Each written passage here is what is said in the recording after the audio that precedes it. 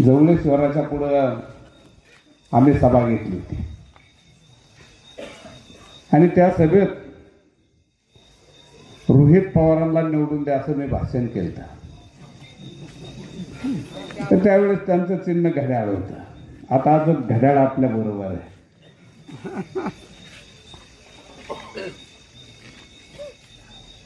तुम्ही सगळ्यांनी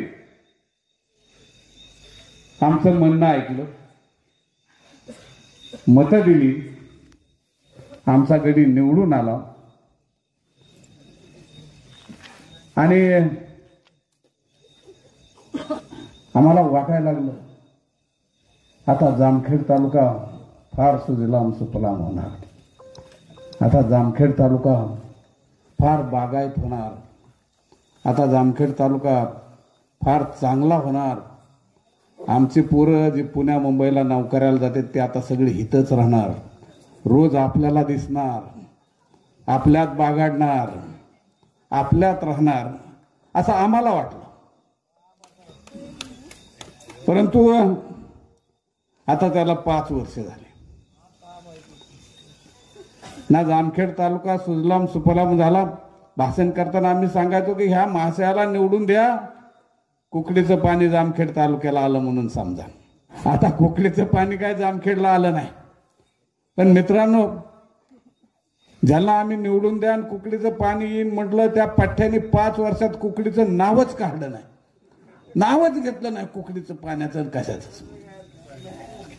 उद्योगाचं व्यवसायाचं नावच घेतलं नाही. कधी मध्ये लोकांना बोलवण्यासाठी काही जणांना उद्योगात नोकऱ्या देतो म्हणून बोलवलं, त्यांच्या इंटरव्ह्यू घेतल्या. आमचे लेकर पळपळ पळत गेले, इंटरव्ह्यू दिल्या, माघारी आले, तशीच वाट बघत बसली.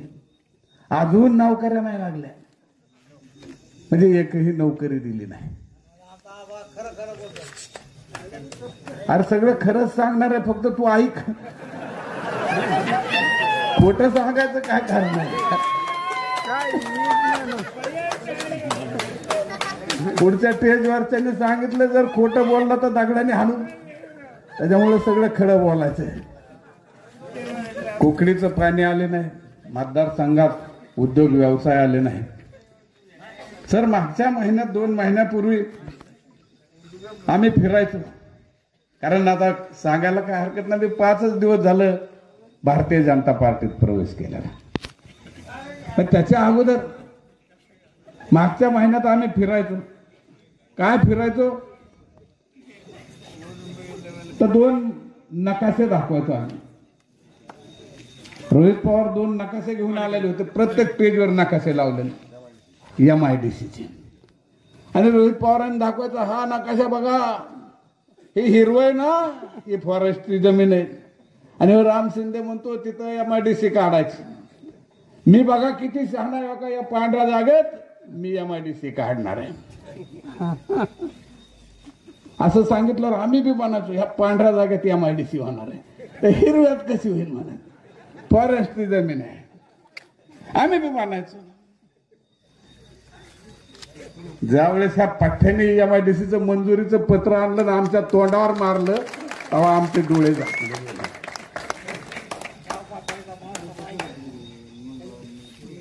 काही वेळेस तर असं म्हणायचं की MIDCच्या पत्रावर सही राहिली. आणि नंतर मग सुरू केलं, तुमच्या सगळ्याच्या आशीर्वादाने पुढच्या वेळेस माझी सही या पत्रावर असेल. म्हणजे हो पठ्ठ्या आता उद्योग मंत्री व्हायला निघाला. आज बरेच बॅनर लागले होते खारड्याच्या कार्यक्रमाला. मी आपला चालता चालता वाचित होतो. एका जागेवर त्यांना म्हणले भावी शिक्षण मंत्री, एका जागेवर म्हणले भावी उद्योग मंत्री, एका जागेवर म्हणते भावी मुख्यमंत्री, एका जागेवर म्हणले भावी गृहमंत्री. अरे पठ्ठ्या निवडून तर ये, मग बघू काय व्हायचं. आमची संध्याताई बोलली की बारामती अजितदादाचा मतदारसंघ आहे. अजितदादाने काम केलेलं, त्यांची परिस्थिती सांगतो. एक आमचा कार्यकर्ता लाडत मागच्या वर्षी रोहित पवारापाशी गेला आणि म्हणला दादा दादा मी अजित दादाला भेटून आलो, असं असं आपल्याला करायचंय. सिनियर कार्यकर्ता होता बरं का.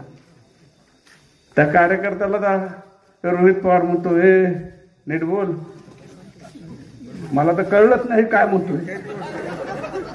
नीट बोल म्हणला. एक तर तेव दादा धरायचा, हेव दादा धरायचा. म्हणजे स्वतःच्या चुलत्या प्रती एवढा आदर ह्या माणसाजवळ आहे. ज्यांनी ह्याला मोठं केलं, ज्यांनी ह्याला या मतदारसंघात आणलं, आम्हाला सांगितलं की हे घेऊन जा, हे बॉयलर तुमच्याकडे न्या, निवडून आणा म्हणलं, आम्ही आणलं. इतकं विचित्र निघलं, काय बोलन हे सांगता येत नाही. काल आज आत्ता त्यांची सभा मला महालिंगा ऐकत होता. ऐका मला काय होतं ते म्हणला. 2-4 दिवसापूर्वी माननीय उपमुख्यमंत्र्यांनी आणि राम शिंदे साहेबांनी आमच्या तालुक्यातल्या काही चंगू मंगूचा प्रवेश करून घेतला म्हणले भारतीय जनता पार्टी. आत्ता बोलले ते अर्धा तासापूर्वी. त्यांना म्हणलं चंगू मंगे म्हणजे काय, काय चंगू मंगू म्हणजे काय. माझं स्वतःचं वय रोहित पवारपेक्षा 22 वर्षांनी जास्त आहे. मी एक प्राध्यापक आहे. जसे राम शिंदे सर प्राध्यापक होते, मी बी प्राध्यापक होतो. आता मी रिटायर झालो. आपला नोकरी करत होतो. माझ्या बरोबरचे माझे 2 जोडीदार कुलगुरू झालेले आहेत. मला आपण यार, मी जर ह्या राजकारणाच्या धंद्यात पडलो नसतो, पुण्या मुंबईला राहिलो असतो, तर मी बी कुलगुरू झालो असतो एखाद्या विद्यापीठाचा. पण हे आपल्याला आता चंगू मंगू म्हणतो. म्हणलं तुझ्या बापाच्या वयाची माणसं तुला कळणार म्हणल्यावर तू काय करणार या मतदारसंघाचं. आणि काल भाषण करताना परवा दिवशी आया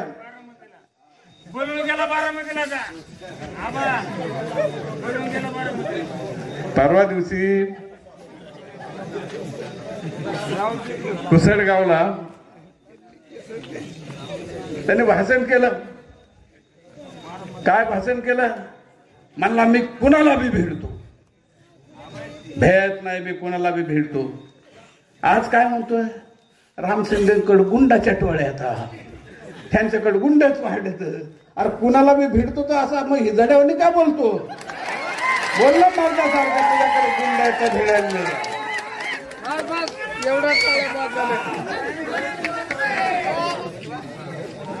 ही जनसंवाद यात्रा आहे.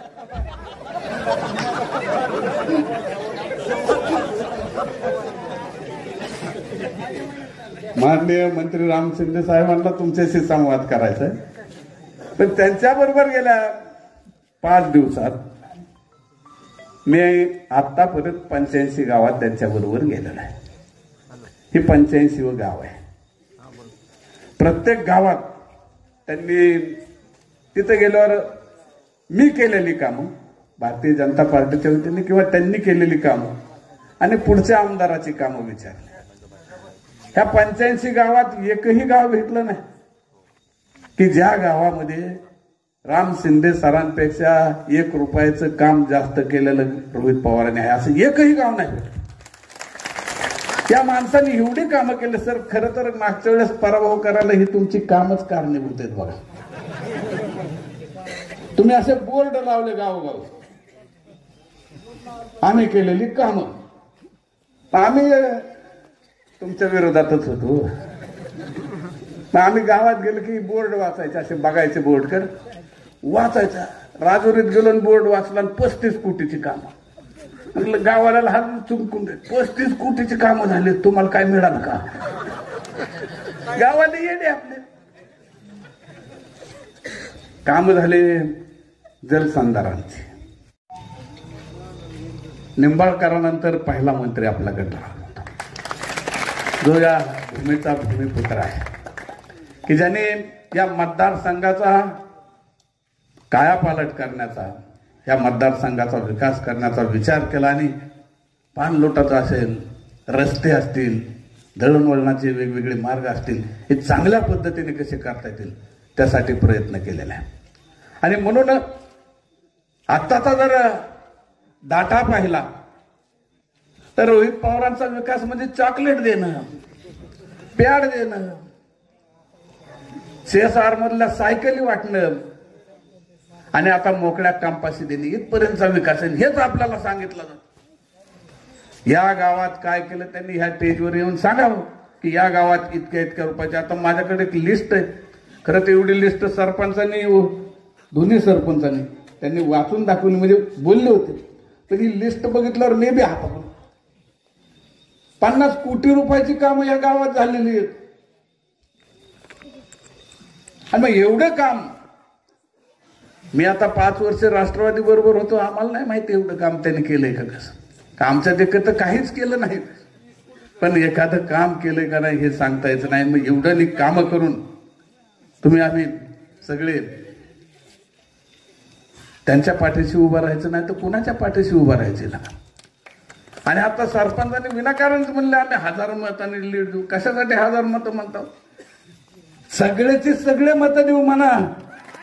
सगळे या गावातले सगळेचे सगळे मतं देऊ. आणि या गावचा पायंडा या गावात एकदा ठरवलं गावाने की सगळं गाव एका बाजूला असतं हे निश्चित आहे. आणि म्हणून तुमच्याकडून सगळ्या मताची अपेक्षा आहे. हा लफांगा तिकडून येऊन मतं मागायला लागला. आपला भूमिपुत्र हे आणलेला कोंबडा तुम्हाला मतं मागतोय काही सांगतो. अरे त्याला काय मत द्यायचं आपल्या भूमिपुत्राला द्या. आणि भूमिपुत्र विरुद्ध लफांगा. लफांगा माहितीये का शब्द लफांगा काय. लफांगा म्हणजे लफंगा म्हणजे डुप्लिकेट नाही. लफंगा म्हणजे देवा पुढे गेला का आपल्या खिशातून शेंगदाणा काढतो देवा पुढे मांडतो आणि देवा पुढचा नारळ उचलतो घरी घेऊन जातो.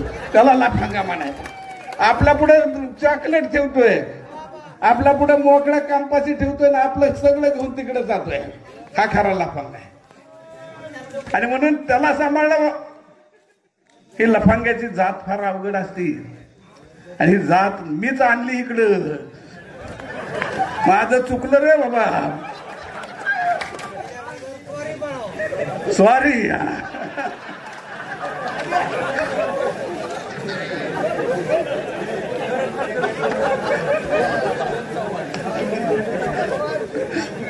आता मला सोंगडीत बोलायला भेटला.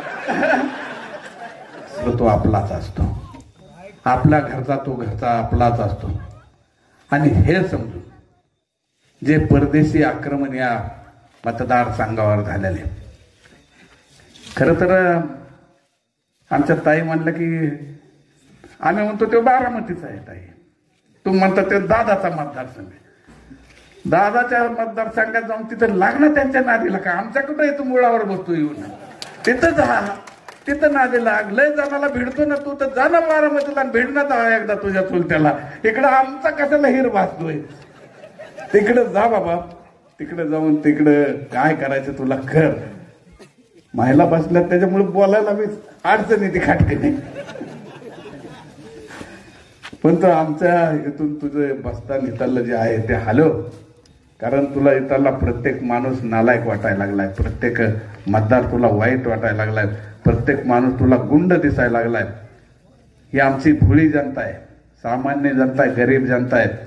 तुझ्या भूलभुलयाला बळी पडली आणि मागच्या वेळेस चुकून आम्ही सगळ्यांनी मतं दिली. आता तुला एकही मतं देणार नाही. तेव्हा म्हणतो मी मंत्री होणार आहे. मी म्हणतो तू डिपॉझिट वाचून दाखव वाटते. आता तुझं डिपॉझिट वाचलं तरी तुझे पाठ थापतो तरी तुझं सत्कार करून हाकलून लावू तुला. पण तेवढं वाचून दाखव. आणि त्यासाठी आपल्याला सगळ्याला लढा द्यायचा आहे. त्यासाठी लढा उभा करायचा आहे. आणि त्या लढ्यात तुम्ही जवळेश्वराला स्मरून आमच्या बरोबर राहतात ही अपेक्षा व्यक्त करतो आणि थांबतो. जय हिंद जय महाराष्ट्र.